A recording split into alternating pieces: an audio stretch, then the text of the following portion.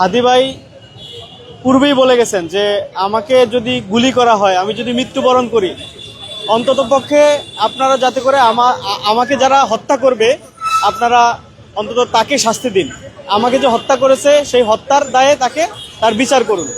এই যে বিচারের মানে যে বিচারের সংস্কৃতি, এখান থেকে আমরা মনে হয় এখনো সেই পূর্বের দিনই আছে। আমরা দেখতে পাচ্ছি যে হাদি ভাইকে গুলি করার পরেও আমাদের এই অথর্ব প্রশাসন এখন পর্যন্ত এই হত্যাকারী কাউকেই ধরতে পারে নাই।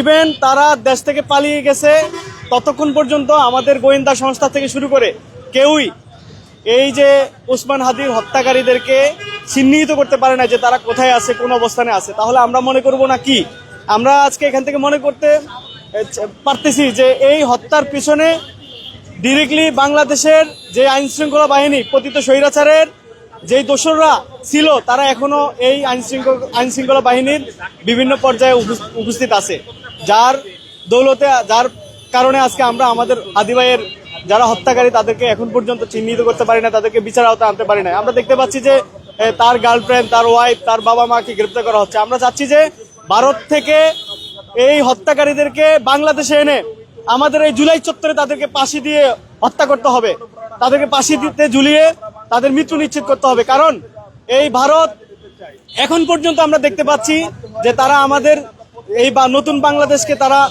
বিদ্যাঙ্গুলি দেখাচ্ছে।